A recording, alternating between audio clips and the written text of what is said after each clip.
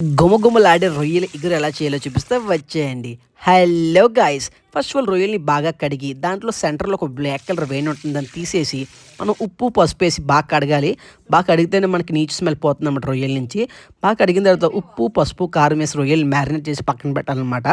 పక్కన పెట్టి దాంట్లో ఆయిల్ వేసుకొని మనం ఆనియన్స్ అండ్ పచ్చిమిరపకాయ వేపుకొని అవి బాగా వేగిన తర్వాతే ఒక టమాటా వేసుకొని అవి కూడా బాగా వేపుకోవాలన్నమాట.